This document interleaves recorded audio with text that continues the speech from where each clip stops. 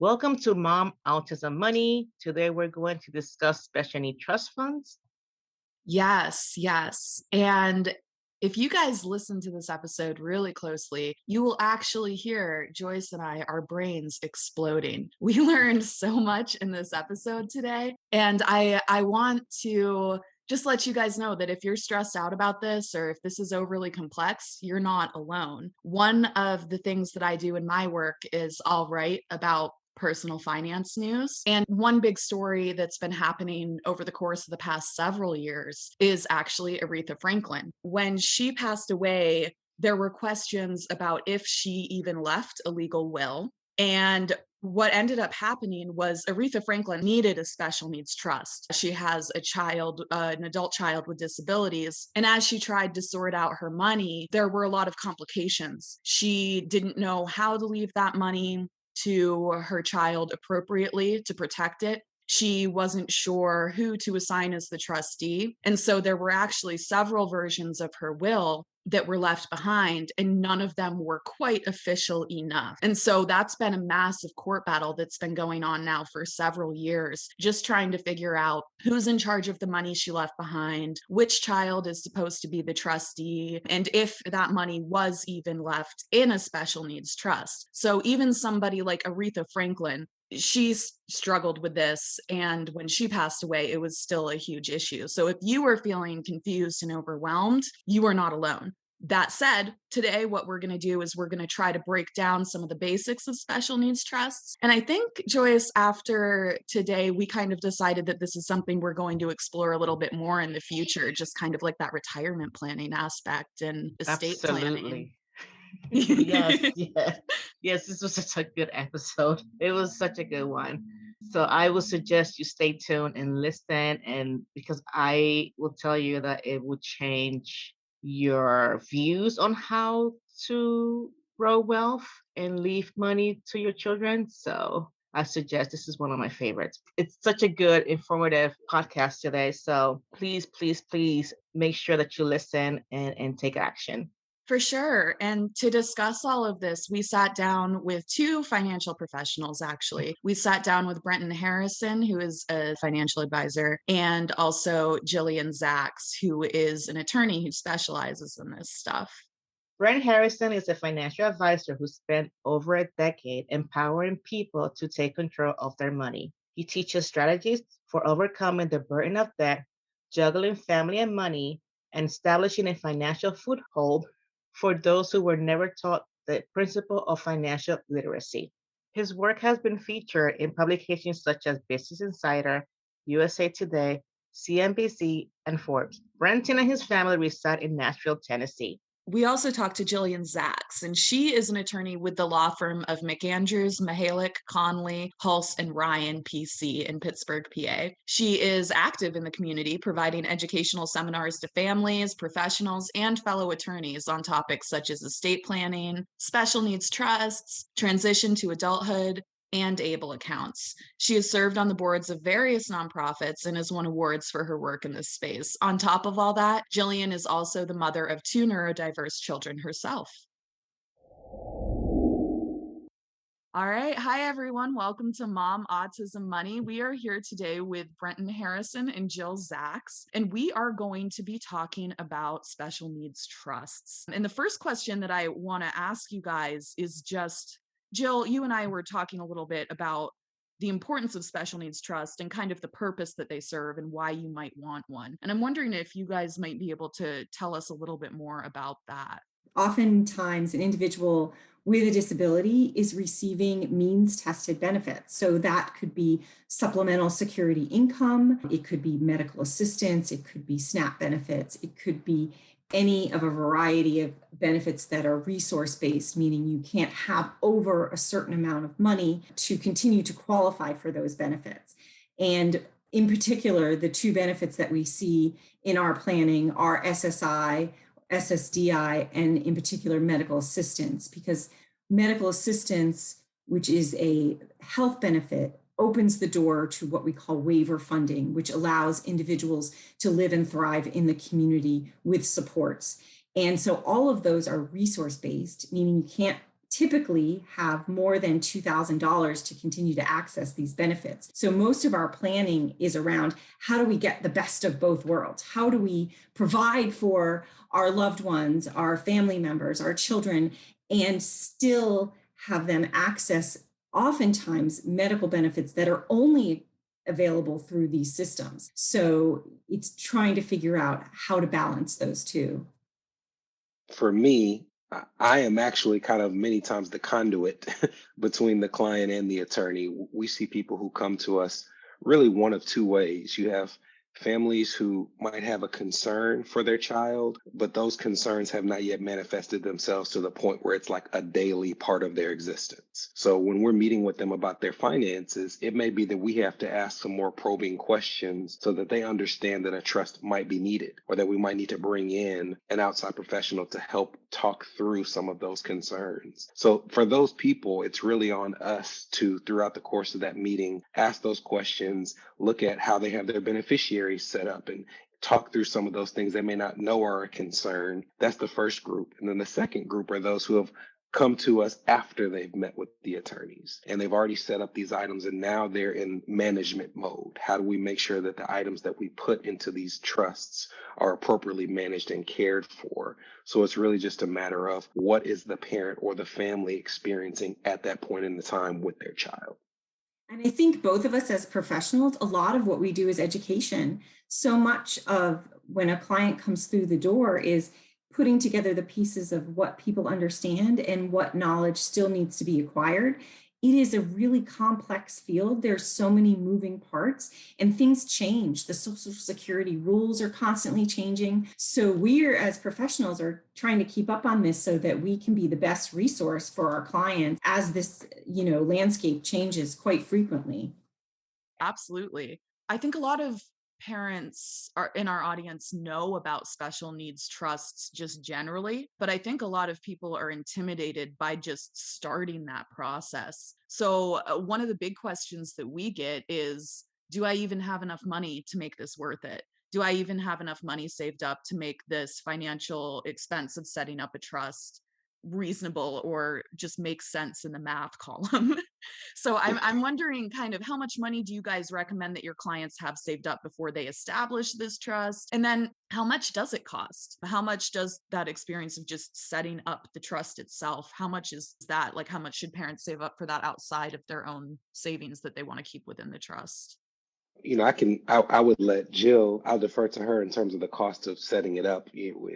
From what we've seen with you have clients who are setting it up as a standalone trust. You have clients who are setting it up as a part of a will. So they can really, really vary. So I'll defer to her on that. In terms of the amount of money where we might recommend it, that actually, and you hate to say it takes a backseat, especially because the family's saying like, no, the amount of money is very much relevant to me. In terms of planning, it takes a backseat in my mind because there are questions that I want to know first. How many people are going to be contributing to this trust? Are they contributing to it while they're alive versus this something that they're trying to leave to your child upon their death? Those questions are really important because if these are just things where, hey, I want this to be created upon my death, funded upon my death, my spouse and I, my partner and I, or I am the only one that's contributing to it, it might be something that you can do as a part of a will. Whereas when we have people who have multiple family members who are contributing funds and they might be planning to leave it directly to that child, then we would be saying, hey, I understand it's an expense. Let's partner with you to see where we can find the most cost-effective resource. But this is something that needs to be done now. And I think that's important in thinking about why you're creating this trust. So back to the fact that your child or loved one may be receiving those means tested benefits. You have to remember that if they ever receive more than $2,000, they're going to be disqualified from receiving those means tested benefits. So it's a question of not should I create a trust, but when, and what other mechanisms do I have to make sure that we're preserving that benefit and providing for the future. So just as Brenton said, it's looking at all these factors. How many people are going to be contributing? What are you contributing? But the fact that you may need a trust is a necessity because there are things that you may have. You may be working and have a life insurance policy at work. That may be more than $2,000. It could be your salary. So it could be 40, 50, 60, even more, depending on your salary, one-time salary, two-time salary. If that goes to default and you haven't made a provision to leave it for a trust for your child, it could potentially be a disqualifying asset upon passing. IRAs, 401ks, anything that has a beneficiary designation. We work with individuals like Brenton to make sure we're coordinating so that these trusts are created for the right reasons, to make sure that you're protecting that benefit. So when it comes to whether I should create a trust, definitely something that should be part of that planning process. I know, we're also going to be talking about ABLE accounts and different types of special needs trusts, but depending on the type of trust, but you want, if it's money that's never been in the name of the individual with a disability, you want to be proactive and create what we call a third-party funded special needs trust so that your loved one can receive those means tested benefits like SSI and Medicaid, but also have those assets in the trust. Now, when you think about a trust, you want to, well, what is it? It's a word, but really a trust is just a box. You're creating it in a document and you're filling it with those assets that when you're working with your financial professional, they're going to direct into it. So, that life insurance that may come through that IRA, that investment account you may have, that's going to fill the box. And that is then distributed when your child needs it. So just as Brenton said, it could be created upon your passing, or you could create it during life. You could make what we call an inter vivos or a living trust that's ready and waiting. I often do those and they're dry. They're not funded until passing, but that way it allows other family members to name that trust.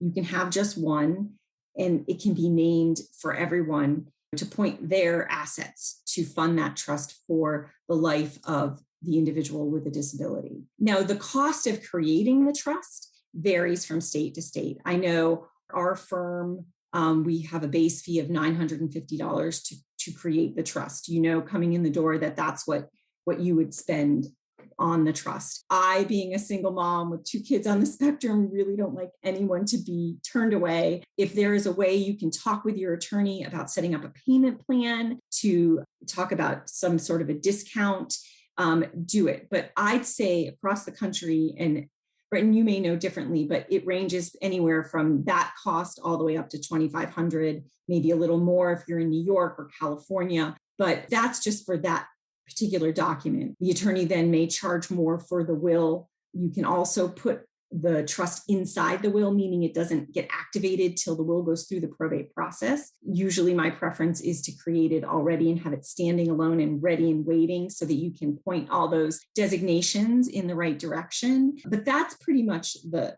cost of creating it. And I do caution clients to make sure that they are working with a professional that understands these trusts, because they have to be crafted properly to be able to preserve that benefit.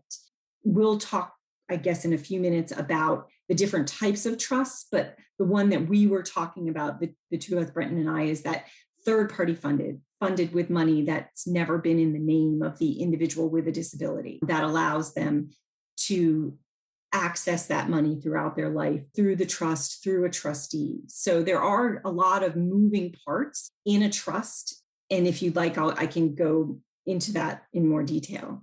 If I could add something, she said something that I think is really crucial. She talked about referring her clients to a professional who understands how the trusts work. And, unfortunately, not everyone will be in a position where they can work with an attorney, a financial advisor, all those professionals. So one of the crucial things, because this is a really daunting process to many people, they don't understand the terminology, they're dealing with their child. So it's something that's of crucial importance to them. So you would hope that they're dealing with an attorney, if that's the only professional with which they're dealing, that can tell them, hey, if you are going to go from here and try to manage these things yourselves, you need to make sure your beneficiaries are titled like this. Give me a list of all the accounts that you currently have, and let's see how they're titled. And then any future accounts, they need to be titled like this, so that if the person isn't working with a financial professional, they know, hey, I opened up this account after I completed that process, but I remember that they told me for any future accounts, I needed to title them this way. And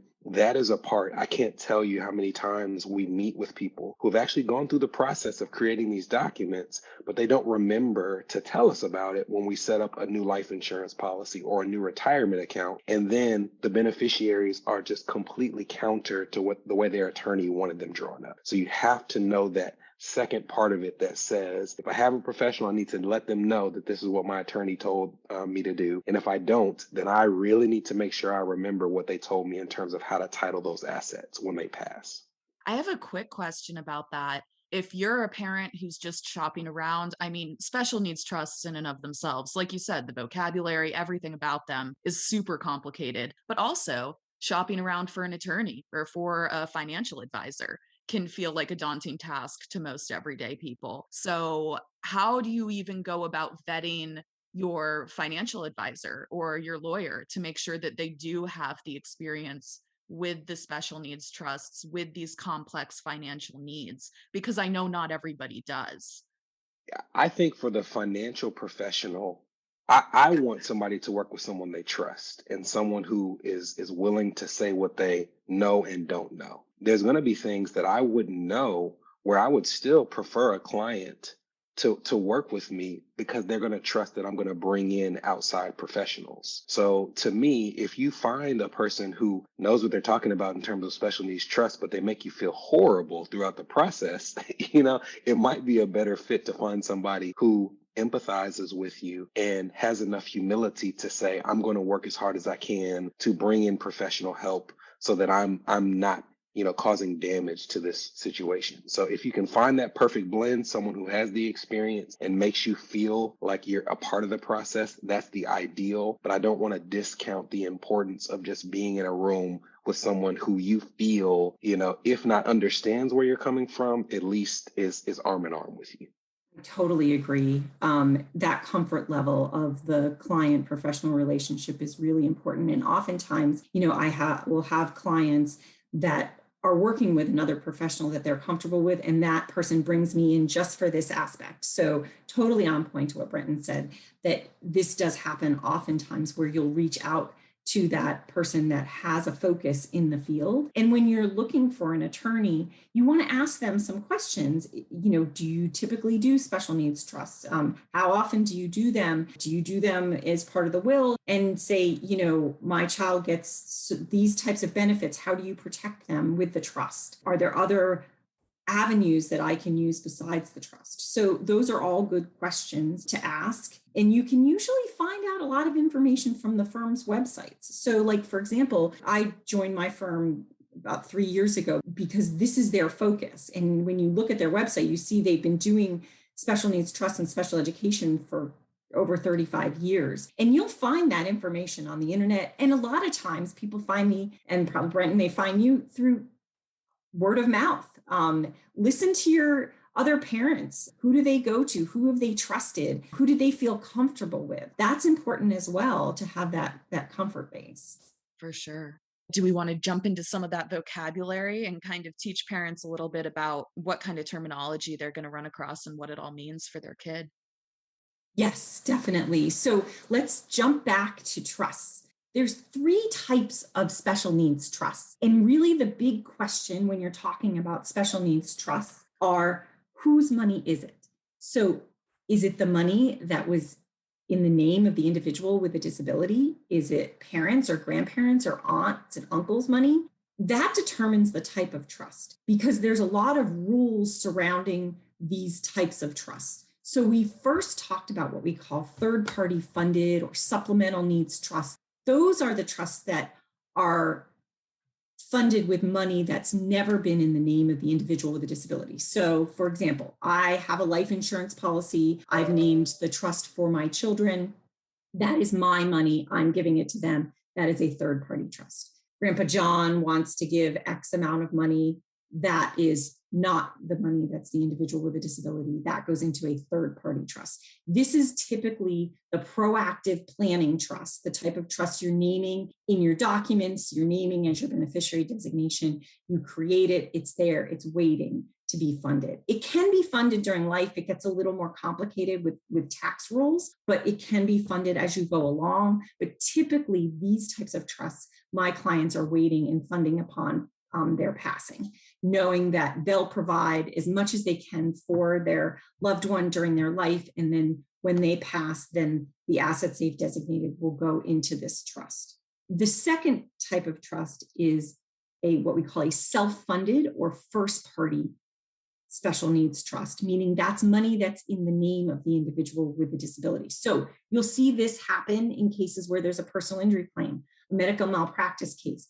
Oftentimes I see it where a child is applying for SSI and a grandparent had an unknown uniform trust to minors account, and it's got like $30,000 in there, and that disqualifies them from getting supplemental security income. So we'll have to do something with that money. It can also be, just as Brenton said, client comes in the door and they forgot to change the beneficiary designation on someone, they pass away, and now that money is going directly to the individual. So what do? You don't want to lose these important benefits, waiver funds that allow you to receive housing and supports in the community. SSI and medical assistance are all jeopardized if you go over this $2,000 limit, at least in Pennsylvania, that's where we are, limit for resources. So you can create one of these self-funded special needs trusts. And again, it's just the same thing. It's a trust document. It's like a box, you're filling it with that asset. But the difference is, unlike the third-party funded trust, this trust has to first pay back the Department of Human Services in any state where the individual is receiving medical assistance for those services provided. So what happens is when this trust terminates or the beneficiary passes away, it's like Medicaid's been keeping a tab, like say, on all those medical services you've been using. And that needs to be paid back. That's why they're often called payback trusts upon the passing of the individual. So, for example, you've got $1 million in a trust, big personal injury case. The individual, uses that throughout their lifetime. They have the trust and they also are receiving medical assistance. There is then they pass away, and there is then a statement of claim that's provided by the department in whatever state the individual is receiving those services. And that needs to be satisfied first before the money can go to who's designated as a remainder beneficiary in the trust. So that brings up another term. What is a remainder beneficiary? Well, the assets in the trust are used for supplementing the life of an individual with a disability throughout their life. Upon their passing, if there's money left over in that trust, when you created the trust, you get to decide where it goes. Those are the remainder beneficiaries, the individuals that charitable organizations or whatever you choose, wherever that money you decide goes. In my case, since I have 2 children on the spectrum, it just goes to the next child's trust if that child is living. You get to decide that. But what you have to remember is if it's a payback trust, before that can happen, the lien, the claim that is made is satisfied, and then the money goes. So in that example I was giving, $1 million, the claim is 500. Then the 500 that's left after all the trust expenses and administration and accountings then can distribute to those remainder beneficiaries. So those are 2 types of trust. So the first is money that's never been in the name of the individual with a disability. That's the third-party funded trust. They use it to supplement lifestyle, and then it goes to the remainder beneficiaries, the people you or organizations or charitable organizations you've decided that it goes to when that trust ends. Gotcha. I want to take 1 second here, just because Medicaid clawbacks are like something that our audience freaks out about. Justly so. It does not seem like it's a very fair way to treat disabled individuals in this country, and hopefully things will change around those regulations in the future. But just let me kind of reframe what you said, just to make sure I'm understanding completely. So with the third party trusts, and that's like Mom, I'm putting money into this trust for my kid. Maybe grandma leaves some money in the special needs trust for the kid. That money has never been in my child's name, so we don't have to worry about Medicaid clawbacks in that situation. Now, if you have a first party trust, let's say grandma passed away and she didn't know anything about special needs trusts, right? And she left the money to your child without that protection. That's when you're going to have a first party special needs trust. And that's the scenario where you would be more worried about those Medicaid clawback provisions. Is that correct? Am I understanding all of that? That is completely correct. And oftentimes when grandma leaves that money, we look at different options. So, and I know we're going to talk about it future, but you always have the option to put $15,000 in an ABLE account. You also have another option, which is a pooled trust. And now a word from our sponsor. Let's talk elopement. And no, it's not just running away to Vegas to get married. Wandering, also called elopement, is an important safety issue that affects some people with disabilities, their families, and the community. Nearly 50% of individuals with autism spectrum disorder have attempted to or have successfully eloped from a known adult. As a parent, nothing's scarier than finding your child wandering or alone outside when you thought they were safe in bed. Maybe you can't travel because you can't leave that sleeping setup you rigged up at home, leaving you feeling like you can never go on a vacation or take a trip as a family. Above all, you're probably exhausted from missing sleep. Let us introduce you to the Safety Sleeper, an enclosed and portable sleeping system. Designed by Rose Morris, a mom with a child on the spectrum, the Safety Sleeper is the most versatile bed system on the market. It's durable enough for everyday use and smartly designed to be portable for travel. You can buy the Safety Sleeper direct through Medicaid or your private health insurer. Plus, our friends at Safety Sleeper have put together a free trial giveaway exclusively for Mom Autism Money listeners. Learn more at safetysleeper.com/MAM. That's short for Mom Autism Money. Again, that's going to be safetysleeper.com/MAM. So when we talk about the types of options that you have, another option, a third type of special needs trust, is a pooled trust. And that is a trust where the trustee, and we haven't talked about that term yet, but it's a really important player in all of this picture. The trustee is a nonprofit organization that handles these trusts for individuals with disabilities. So in a pooled trust, so if grandma, left that money and you didn't want to go to the expense of creating a self-funded special needs trust, you could immediately access a pooled trust with a nonprofit organization and put that money into the pooled trust. Now, the difference is there is no payback on these pooled trusts, but it doesn't go to your remainder beneficiaries. It goes back to help other individuals in the community with disabilities. So, for example, here in the Pittsburgh area where I am, one of the large nonprofit trustees is Achieve a Family Trust. So they have grants that you can apply to from these funds. So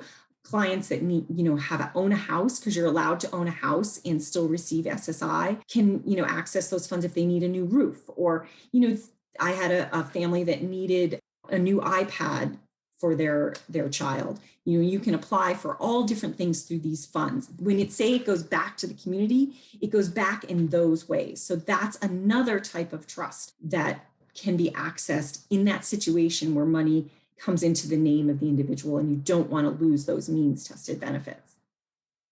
Can I ask a question? Yes. Go for it. Yes. This is, you come across things, like you said, you're not going to know all the answers. And we will actually come across a client where they're wondering if it's too late to kind of unscramble the egg, where, hey, this money was left to my child, but it was 9 months ago. Is there a deadline in terms of how quickly you need to establish the first party trust in order to not jeopardize those benefits? Or what is the process to make sure that you're adhering to all the regulations? So each state is different. Typically, you're given like a 30-day window to spend down the assets, and then it can start to affect your means tested benefits. But you can work with the Department of Human Services, that's here in Pennsylvania, to fund that trust, because they're going to approve that trust. They're going to approve that transfer. That's part of that first party trust, is that approval process. So there may be some sort of loss of a benefit in that period, but once you get that resource properly allocated to where it needs to go, you should be okay. It just really depends on working with the right state agencies and maybe on the federal level, the Social Security Administration. And that's another good part, of working with an attorney that's well versed in this area, because they'll have those key players that they need to contact to work through some of those issues. What is a trustee, and all the different considerations people should be thinking about with that? So a trustee is sort of, when you talk about that trust box, they're the person that's investing the assets and making that box grow. They're also the person putting their hand in that box and saying, okay, this is an allowable distribution from the trust. This is what we can expend money on for the individual who's receiving those means tested benefits, that disabled beneficiary. That's the term used under the law, disabled beneficiary. That's what we can spend the money on. So they have a huge role. So not only are they charged with protecting those assets and protecting the beneficiary and having a duty to them, but they're also have to do other things, like make sure that if the individual needs to go on a vacation, that's covered. If they need a new iPad, that they're able to do that. They're also, it doesn't have to be an individual. It can be a company, just like we talked about that nonprofit corporate entity. So you think about a trustee in several ways. You think about, what are their duties? What do they have to do? What does the trust say they can do? What are the guidelines they must adhere to? Like, what can they give money for? What does SSI, say the trust can't pay for? And then who or what is the best person or entity? When you consider trustees, there's a lot of different factors, like who or what entity or what person. So oftentimes I will have family members pick a sibling or a aunt or an uncle or a grandparent, someone they trust in their family to be that trustee. But it's a big job. So, they have to understand how to invest the money. They have to understand that taxes have to be filed, a return has to be filed, that, income that distributes out to the beneficiary has to get on a special form. And all those things have to be done, and that, they can't give cash to the person or it might disqualify them from receiving benefits. That's like a lot that plays into who you're picking as a trustee, because they really have to be someone responsible and understanding. You also have to think about family relationships. And I take a lot of time to talk to clients about, do we want to put this responsibility on a sibling when really we want to develop that relationship? And we also have to think about conflicts. Like, a lot of times parents are like, okay, if something happens to this child, then whatever's left in the trust is going to go to all my other children. Well, inherently, that might be a conflict. I have a case, where I've seen it happen. Siblings know that money is going to eventually come to them. So they're really not providing for the individual with the disability. You don't think it's going to happen as a parent, but sometimes people marry other people or in long-term relationships with someone that may see that nest egg and that trust for them. So you want to think through all of these dynamics. That's just one part of it. It's so important to really think about who is the right person. So if it's not a person, then who is it? It can be a company. So there's private companies like corporations that are trustees, and then there's nonprofits. Like we talked about, the nonprofits that have the pool trust. Well, they also do these first party and third party trusts. And, they're going to charge a fee, but they're going to know their stuff.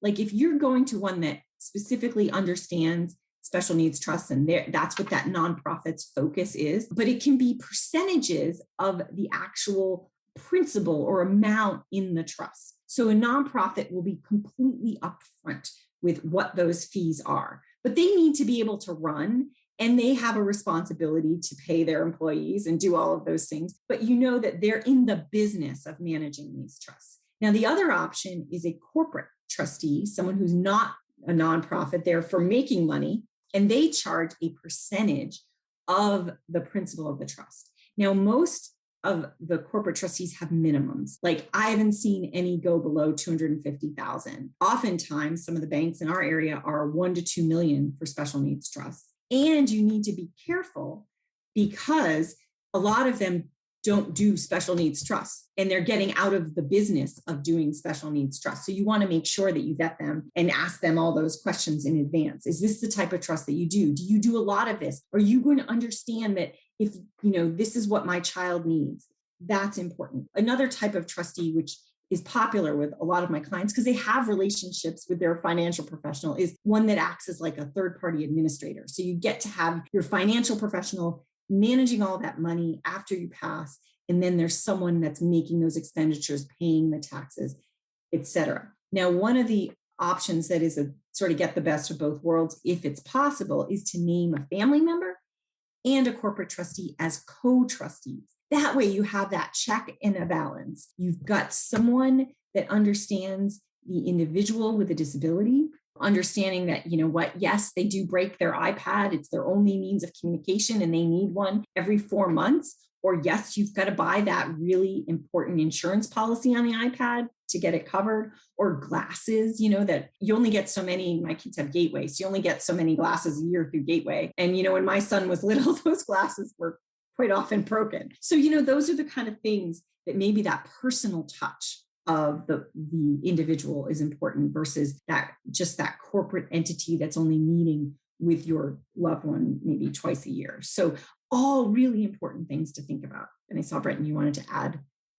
Yeah, as an advisor, when you have those conversations, I talked about when you are prepping the family for things that might be an issue that they haven't even thought about upon their death. Each advisor is going to have their preference. My preference is actually, if possible, co-trustee with either a nonprofit or a corporate trust company. And the reason for it boils down, in terms of my preference, to respite care. If your community is not familiar with the concept of respite care, you're definitely familiar with the idea of, as much as you love a person, as much as you love your child, it can be tiring. And you are uniquely aware of the challenges, but you're also very protective of making sure that your child is not seen as a burden to someone else, right? You want your child in a position where the only concern is, can I make sure this child is taken care of? Am I well rested? And what I've seen in the past is someone says, oh, well, my sister will be able to take care of it. And that sister or that brother or that aunt or that uncle has no idea the amount of work that can go into making sure that they're not jeopardizing those benefits. And you may not want your child in a position where somebody who doesn't have that experience is doing it, or somebody is stressed out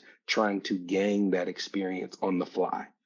So how that often translates in terms of how you might fund that trust is, if I have a family who has these concerns, in terms of when we talk about the parent's insurance needs, I'm going to go high. And I'm going to try to find a way for them to afford as much as they possibly can in terms of what's appropriate, because I want that life insurance benefit to help pay for the professionals that can help cover some of those items, right? If it was somebody who, when we did their analysis and they didn't have those concerns, they might have needed $1 million of insurance. I'm going to say, can we find a way to afford $2 million? Because if we can, we want to provide as much resource as possible so that it's not a concern of, this is the ideal scenario, but I just don't know if the money's going to last. So I'm going to see if my brother can do it. If you feel that family member has that capacity, that's great. But I know even with families who don't worry about this with their children, and they're just trying to figure out who would watch my child, who would,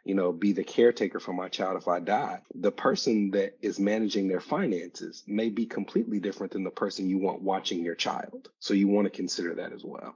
I am going to go up my life insurance policy because that was actually another one of our questions, is that particularly for mothers, and particularly, of all disabilities, we see maternal income go down whenever there is a disabled child in the home. For autism, that gap almost doubles when your child is autistic. We don't see the same pattern for paternal income, but again, a lot more mothers are raising their children on their own than fathers, generally speaking. So when we're talking about the practicalities of that, you might not have a lot of cash to say. You might be freaking out thinking like, I don't know how I'm going to save for my own retirement. How am I going to save for my child's retirement as well? How am I going to save up for all of these incredibly expensive services? And it sounds like maybe getting a good life insurance policy might be a good solution. I'm wondering if you have any other kind of words of encouragement or just other tricks that when you're working on a limited income, how can you kind of bridge that gap and even begin to think about saving extra money in a trust? I'd be interested to hear Jill's take on some of my tricks to make sure that they adhere with what works for the attorney. To me, life insurance is the first place to go because, as long as the parent is in good health, you can get substantial coverage if you're talking about like term life insurance for far less than it costs to like save dollar for dollar for those resources. It's like, okay, I could, my child might need $250,000 worth of benefits over the course of their lifetime. I can save $250,000, or I can go pay $20 a month and get a $250,000 term insurance policy so that at least when I die, those things are provided for. Some other things, especially when we have families who might have multiple children, or we have a family who is not yet sure how much their child will need in terms of the resources, are things like putting it in a 529. You talked about 529 ABLE accounts. In some circumstances, they can be transferred. A regular traditional 529 can be transferred to a 529 ABLE account. And a traditional 529 does not have that clawback provision like a 529 ABLE account does. So you might have someone who's like, I want to start saving now, however small that is.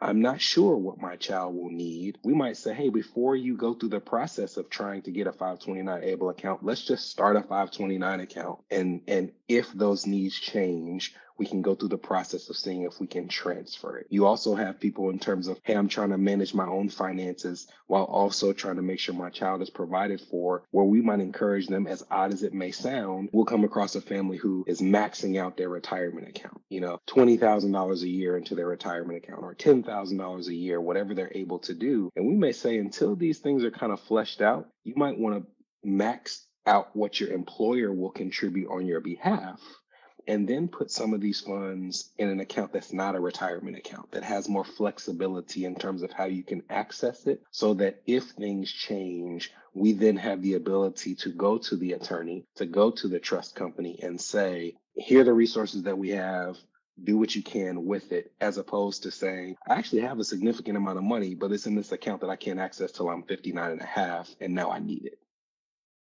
All really important when you think about funding the trust, especially you started with life insurance. And I happen to completely agree with you that life insurance is a great mechanism to fund a special needs trust. The type of insurance you want to look at, term is you get more bang for your buck, but it's like a mortgage, if you're paying each month and it ends at a certain point. Permanent or whole life insurance is optimally the better because it's always going to be there no matter when you pass, but it's so expensive. So depending on your means, you're going to work with something like Brenton, and he's going to tell you, this is what I recommend. But life insurance, I happen to completely agree, is a really good way to fund a third-party funded special needs trust, making sure you've got that right beneficiary designation. The reason I like it, I use myself as an example. I look at it like I'm going to need to be able to provide for myself and my kids throughout my life. So, I'm going to put that money in the 401k and I'm going to save some money in IRA. But knowing that that life insurance is there, I can provide for myself and have some money for retirement and save. But then that life insurance, if I have a permanent policy, will be there when I pass so that I can provide for them now and I can provide for them after. So I look at it as like those two retirement kind of issues, like mine and then that of my children, which goes on after me. And when you're trying to find the bucket to take this money from, Brenton's points are so well taken. People always say to you, put it all in your 401k, put it all in your 401k. But his point that may not be, when you're planning in this type of scenario, may not be the best option. That's why you need to look at all those buckets. Now, as the attorney, we have even a higher level to look at because there's all these issues of taxation of those qualified funds. That means a fund that you deferred the tax on, those IRAs, those 401ks at work, like there's a bigger tax hit on the back end. And that may diminish what you wanted to put into that trust for your child, depending on the tax laws at the time. And they're constantly changing. I can't even tell you how many tax laws have changed in the years that I've been doing this. So it's constantly moving. But I can't stress enough how important what Brenton said is that there's so many different buckets to use. Life insurance is a great avenue to use. There's retirement funds, there's cash, but that's why working with a professional that understands these different needs is important. Absolutely. And I'm wondering if we can talk a little bit more about ABLE accounts. So I have a couple questions on this end. So the first thing is special needs trusts used to be one of, if not the only way to shelter your assets from these means-based tests, for SSI, for Medicaid access, for all of these different programs. And then just in the past 5 or 6 years now, there's this new product on the market called an ABLE account. And an ABLE account is not something, it's a 529. So it's super easy to open, very low barrier to entry when we're talking about your initial investment. You can contribute as much as you want. And it also shelters up to $100,000 from that SSI means-based testing. So with this new product on the market, how does that affect people's financial planning? A lot of our listeners have that question is, I don't know whether to open an ABLE account or whether to open a special needs trust. And I'm feeling kind of paralyzed and just not making a decision because I don't even know what considerations to take in. To me, the benefit to a financial plan of having access to a 529 ABLE account is it's another resource. It's another tool in the toolkit, toolbox. There is a concern of mine that says if a person is opening a 529 ABLE account, that they might be skipping over what is still the necessary conversation of how will these things play out if I were to pass. So I don't think one should substitute for the other. I agree that it is far less financially to get one off the ground. It does need to be coupled with that conversation of, okay, but if something happens to me, what happens to my child? So I would rather it be an addition rather than, a replacement.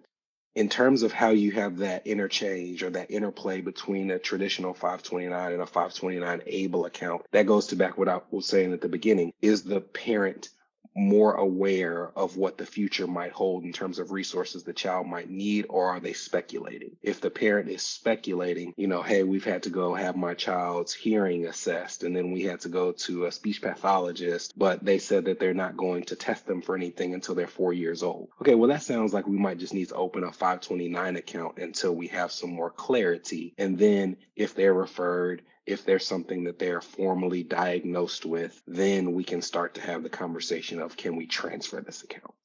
I agree. 529 is one of the tools in the toolbox.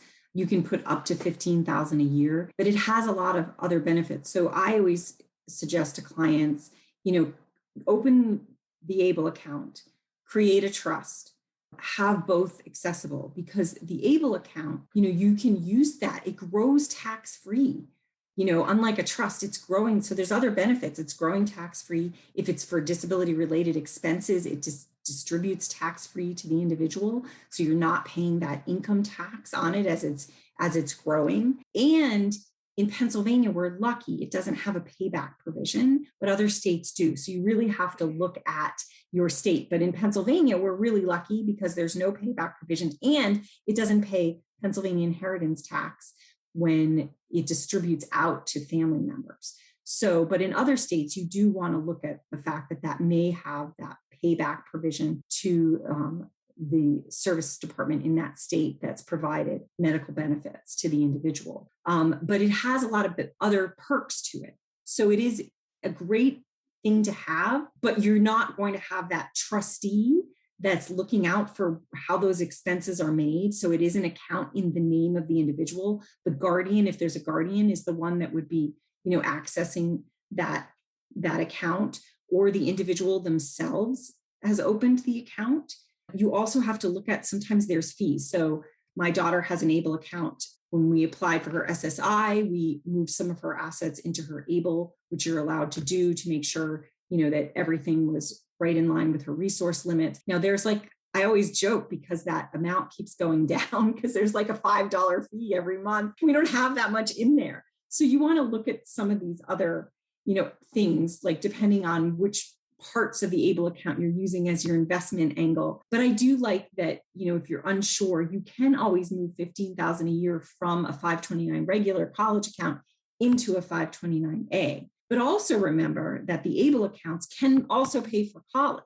So if you're certain of a disability diagnosis under age 26, you can have both of those options to pay for college. But one of the other things about the ABLE account that I do like, and I often have clients have both a trust and an ABLE account, is that it is allowed to make expenditures for housing within the 30-day period. So if the rent comes due and you pay and it comes out of the ABLE account, you're allowed to make that within a 30-day period, versus if you were to make an expenditure for housing out of a trust, it's considered in-kind support and maintenance, and it may deduct what the individual gets for their supplemental security income. So there's all these moving rules. So this ABLE account is just another good thing to have for a lot of different reasons. But if you're thinking that your child may need more than $100,000, or you like that idea of that trustee and the terms of that trust as protecting the individual, then that's definitely something you also want to look at.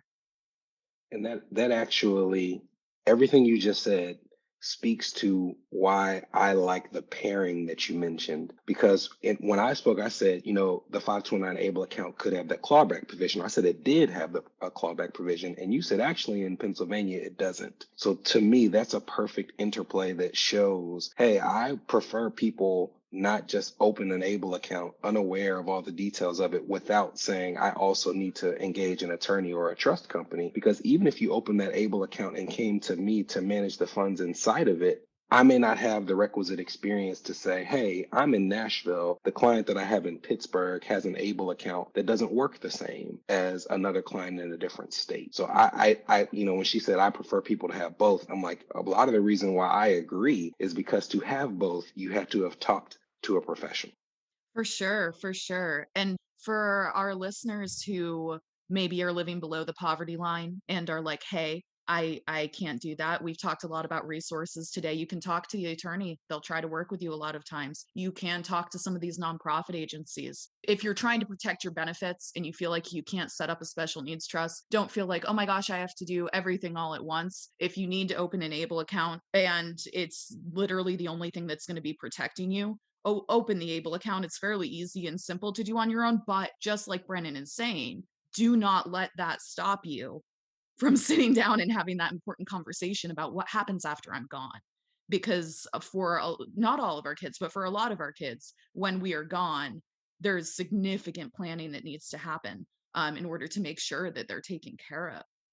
And now a word from our sponsor. All right, everyone, imagine this. It's 2 a.m. and you are wide awake. You're worried your child is going to wake up and wander the house, or heaven forbid, outside the house if you dare to nod off. You never get a full night's rest, and it is not okay. But you're not alone. Some disabled children do struggle to get consistent sleep. The reason for this is an ongoing topic of research in the medical community, but what is clear is that humans need sleep. Your child needs sleep, mom needs sleep, and if you aren't getting it, everything else in life gets harder. Enter the Safety Sleeper by Abrams Nation. The Safety Sleeper is an enclosed and portable sleeping system. This durable medical equipment was created by a mom who's been there, so it's stylish, customizable, and completely portable, allowing your family to sleep safely whether you're at home or traveling. You can buy the Safety Sleeper direct through Medicaid or through your private health insurer. Plus, our friends at Safety Sleeper have put together a free trial giveaway exclusively for Mom Autism Money listeners. Learn more at safetysleeper.com/MAM. That's short for Mom Autism Money. Again, that's safetysleeper.com/MAM. We do have a lot of listener questions. Like I said, everyone is super interested in special needs trust, so I want to hit a couple of these. All right, so our first question is, what is the best way to set up a special needs trust if you have more than one family member leaving money to a disabled person when they die? So that's that third-party funded special needs trust that we talked about. And you would create it sort of standing alone, not as part of a will, because the will, if you create the trust under a will, it doesn't get activated till that person passes away. So you don't want to wait for that probate process. So you would create a trust, and then everyone, they would do a beneficiary designation or a designation under their will, whoever, naming this one trust, all pointing towards that one trust. It would say to the trustee of, the Jill Zacks Supplemental Needs Trust, dated X. And everyone would just point their fingers to, or point their beneficiary designations towards that vehicle, that box, and filling it with whatever they chose. And again, listeners, I'm just going to encourage you. We are talking in generalities today. So if you have any specific questions, make sure you go and sit down with your own lawyer, your own financial planner, because everyone's finances are different. But this next question is, does the trust need to be set up separately from a will before any family member passes away? So if the trust is set up under the will and then someone passes away, then the trust is created. And then once that trust is alive and moving, someone else could name that trust. But you run into an issue if someone names the trust under the will and it hasn't been created yet. That would be the issue.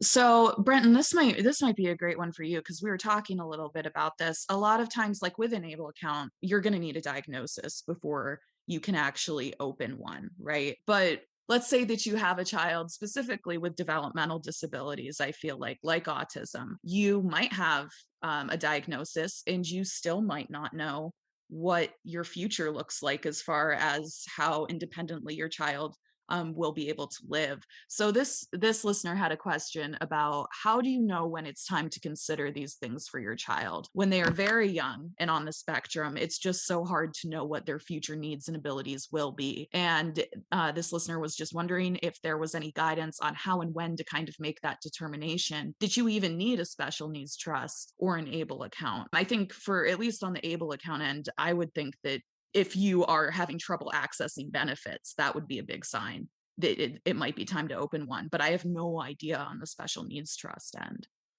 There are a significant number of families who are placed into positions either because of something that a pediatrician might see, or that someone at their daycare might see, where they express a concern. The child is too young to be formally diagnosed with certain things, depending on the procedures of to whomever they're referred. So, I talked about having a child who says, hey, we think that your child might have some things that we need to watch out for. Let's go get their hearing tested. And then the person, from that facility might say, let's send them to a speech pathologist, or let's send them to any of these different organizations that might be early intervention. But they might also say, we are not at the age for which we test. So it might be, hey, I don't have something that I can formally point to qualify for this type of account, but I am thinking about it. And to me, the first time the concern is expressed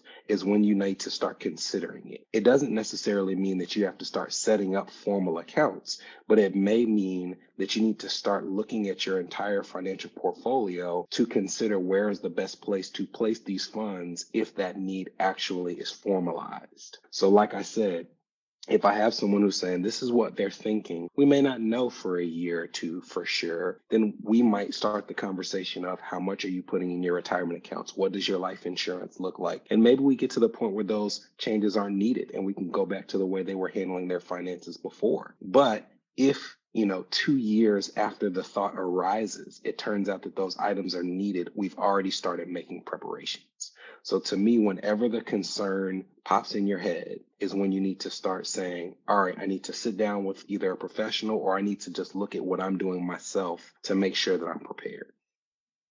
Completely agree. I think it's planning, sort of knowing that there may be eventuality that child may need means tested benefits. So when you're starting your savings, you're making sure that you're never putting more than $2,000 in the name of that child. But it may be that you're waiting on some of the bigger items. It may be that, at age 18, you realize that they're going to need SSI. So you're looking 5 years before that. So around age 13, should I be planning to have a special needs trust? Should I be making sure that some of these different avenues are in place? Oftentimes, clients are coming to me when that child is reaching that age of majority. And there's a lot of decisions that need to be made at that point, when they may be moving from just receiving medical assistance, as we have in Pennsylvania, to applying for SSI as an adult. And that changes the field. That makes it so that not only do the assets that they have, but what the parent may have are important.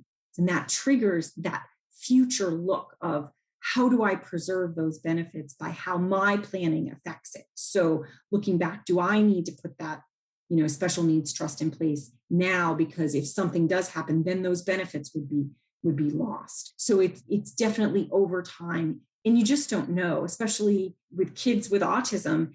It's like a roller coaster of ups and downs, of amazing accomplishments, and then determining that things may change. You just don't know what the future holds. But having a fluid plan where you always keep in the back that, this means tested benefit and you need to be protected, and that's how I'm planning, is important. Because if you're creating, I do a lot of these trusts that they can be changed. So you can create a special needs trust, a third-party trust. And if that child doesn't need it, you just go in and change your will, you make a new provision, and you change the trust, because that's where the funding issue comes. Oftentimes, we don't want to start funding these things until we have some definitive answers on what that future may hold and what those needs might be.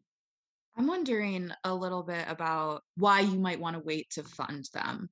If there's a question about, I don't know if my child's going to be able to live independently, and they're 8, right? And they're on the spectrum, and there's just no way to tell that right now. What if I pass away before they reach that age of majority? Would I want to set up the special needs trust just in case? There's obviously some disconnect for me, like as a parent, and maybe I'm also just an overly cautious person when it comes to my finances. So I'm like, I want to prepare and make sure that they definitely won't have SSI threatened. And if they hit that age of majority and they don't need it protected, great, it's already in there, doesn't matter. But it sounds like there's a good, extremely valid reason for waiting to fund that. And I'm just wondering if you can educate us a little bit more about what that reasoning might be.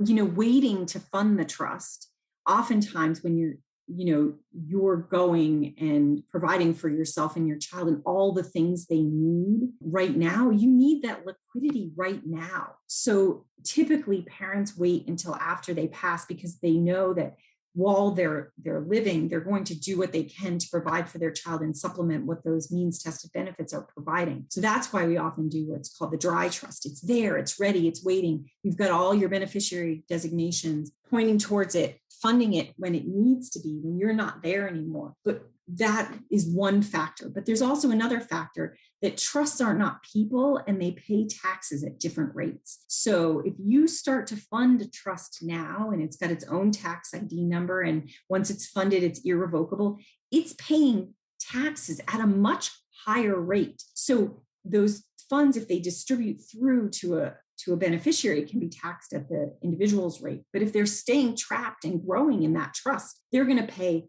higher rates.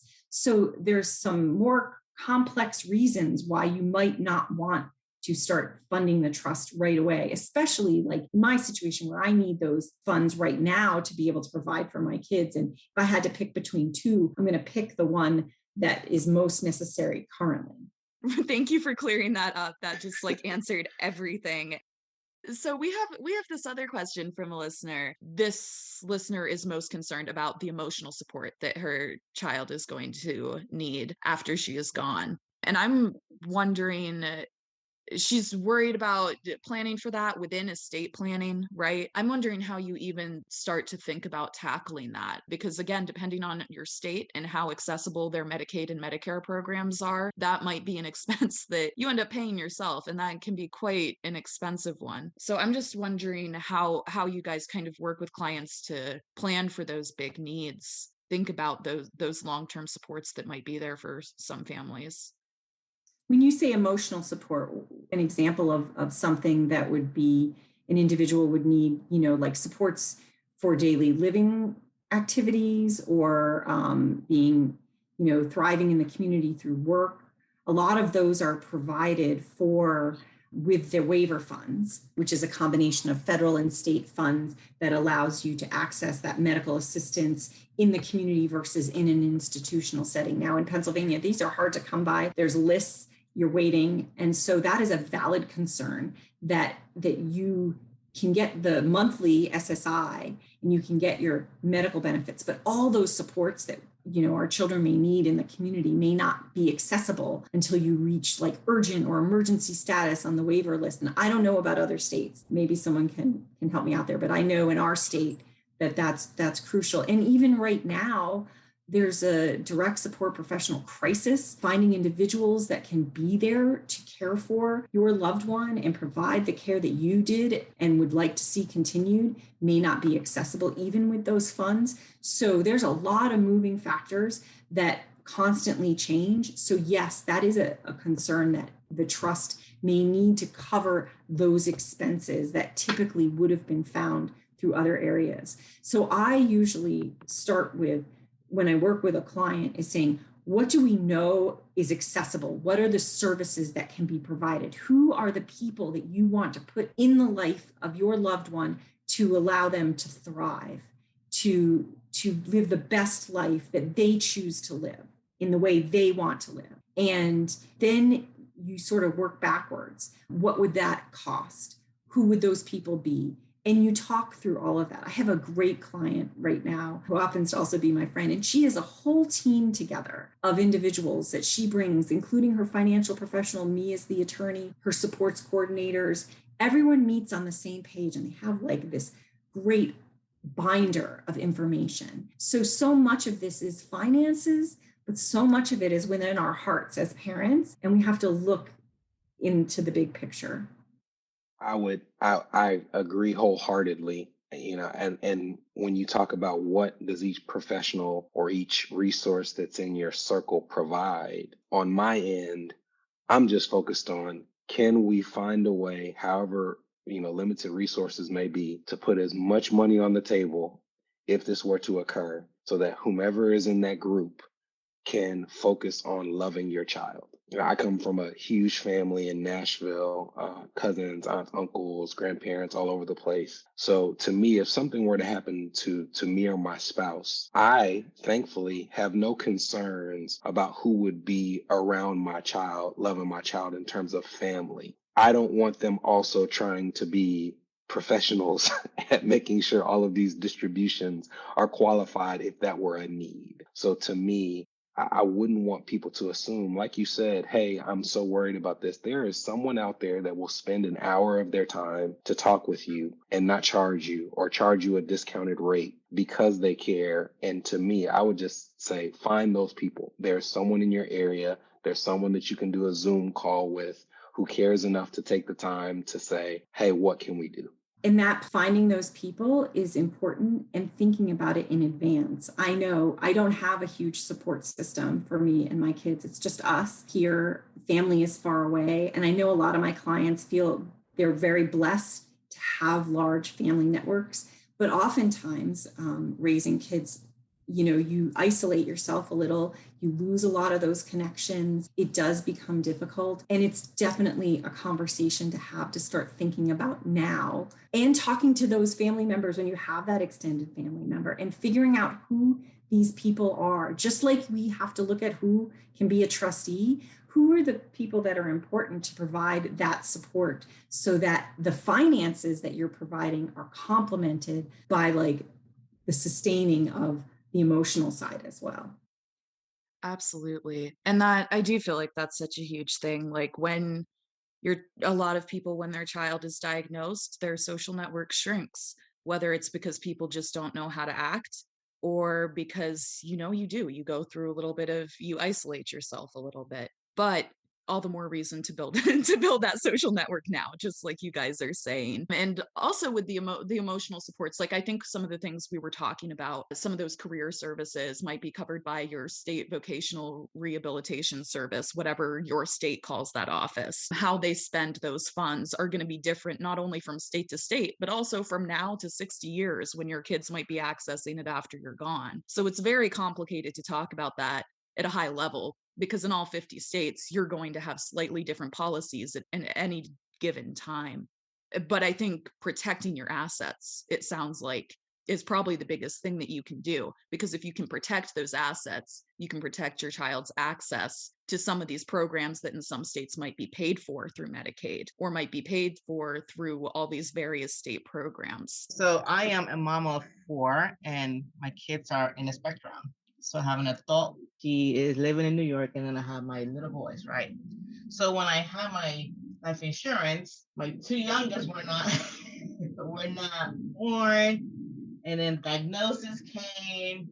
So for me, I'm just listening and I'm like, okay, this is what I need to do because where can I find me as a mom working with all these children? Where can I go online to look for insurance? Or where do I find you guys? For the life insurance or for the professional For services? life insurance and for services. So for example, I have life insurance. I never thought of doing what you just said to do, right? I never realized, okay, because I always thought, okay, once I thought and then that money would sit there and then like I have to do it. Well, I never thought of it that I could use a company. I was just like, wow, I didn't think about this. So where can I find someone like someone like you guys? Where can I online? So tell me about it. Jill, if you tackle the trust resources, I can tackle the insurance. How about that? So when you find that professional, like when I'm working with a client, a lot of times people find me by word of mouth. You can do an internet search for special needs attorneys. There are some special needs planning organizations out there. Word of mouth from other parents, podcasts like this. In our area, there's you can search for nonprofits that handle special needs trusts. It's hard because, through my experience and dealing with vast number of clients, you get to know certain trustees and you get to know certain organizations and how everyone's handled and what they do with their finances. So, there isn't one master location to find this, but when you're working with that professional to create that trust, usually they'll have a good idea. Like I know if someone's got X amount of dollars and they want to be in this many states, this trustee will work with this financial advisor. I know if you're in Western Pennsylvania, these are the nonprofit trustees. In our firm is based out in the eastern part of the state in Berwyn. They have a whole list of many trustees that families can work with. So, it's just finding that professional that can lead you in the right direction. And just knowing now that you've listened to all these terms, what are some good questions to ask so that you're gauging whether you like that. And it all goes back to what Brenton said in the beginning, is having that connection and feeling comfortable, because with trustees, having that person, but also like that company is trusting them and feeling comfortable with them, because trust officers may come and go, but their ideology will essentially stay the same, how they handle clients, what they do. So it's finding them and then feeling comfortable with them. And for me, not to minimize my role in this, but the role of a financial advisor for a family who are going through these things is in the support capacity to people like Jill, to people like the attorney, to people like the trust officer. So to me, the trustee. So to me, if you're saying maybe I have access to a Jill, but I don't have a financial advisor that I'm comfortable with when it comes to things like the life insurance, there are nonprofit entities out there that at least educate. Life Happens is one resource, lifehappens.org, where they'll go and you can use insurance calculators to figure out what an appropriate amount of life insurance might be. And then there are organizations that will allow you to apply for those online, even without an advisor. I think of services like Policy Genius or all these websites that are popping up where you can go and apply on your own, or you can go and you can find an advisor and you can have an interview with them. When people who are interested in coming to my firm schedule a first meeting, the first meeting is for us to get to know each other, because they may not be a fit,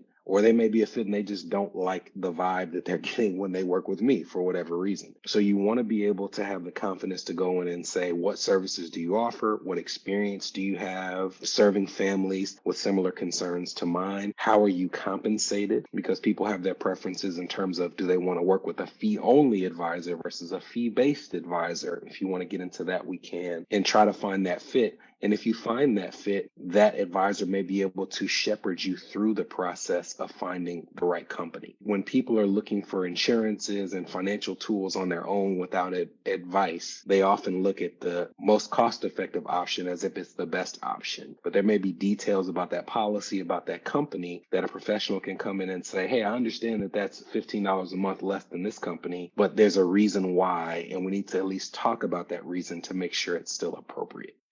I do want to throw one thing out that is completely different than the topic we just talked about, which is how important it is when you think about creating a special needs trust in Pennsylvania. And I don't know if it's the same across, but when parents themselves need to access medical assistance over 65, so you yourself need skilled nursing over 65, oftentimes, if you have a child with a disability, you can access those means tested benefits for yourself by funding a special needs trust for your child. People don't often know that. So if you have a grandparent that needs medical assistance or a parent, I just want to put that on the radar that that is an option in the future, because oftentimes those of us, we worry about what will happen to us if we need medical assistance means tested benefits, and having a child that's also receiving them can be beneficial in your access to that.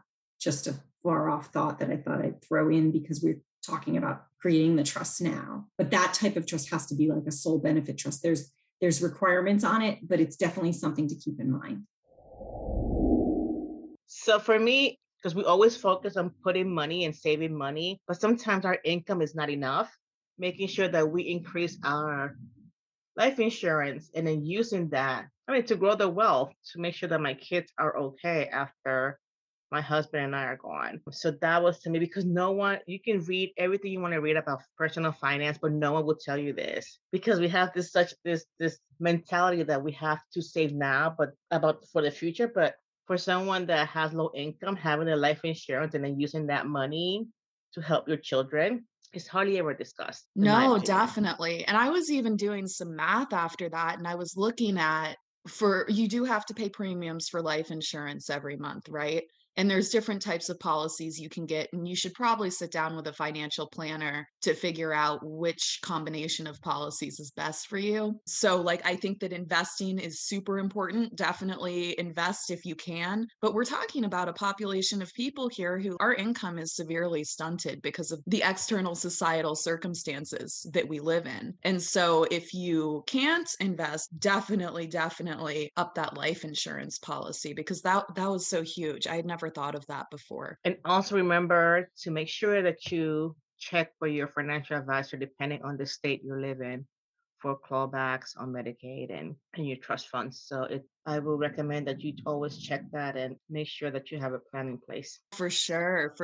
And they were talking about, if grandma passes away, right? And grandma wants to leave her life insurance money to your kid. If she does that and just leaves it to your kid in their name, you can create that first party trust, but it's going to be subject to that Medicaid clawback. So if you can talk to grandma as she's estate planning, or you can talk to family members who want to help you out before they're actually putting together their own legal documents, then you can set up that third party trust, and then you won't have to worry about the Medicaid clawback. So that's something that isn't just your financial planning, but also communicating that to your family and to other people in your community who want to help support you and your kid. So if you guys enjoyed this podcast episode, it super helps us out if you can leave us a 5-star review on Apple Podcasts. And we also want to invite you to subscribe to our email list. You can do that by going to momautismmoney.com. And if you are autistic, or the parent of an autistic child, or somebody else who is concerned with the finances, please do join our Facebook group. We have a private Facebook group where we can kind of bounce questions off of each other and help you figure out your money today. All right, we'll see you guys next week. Bye. Bye.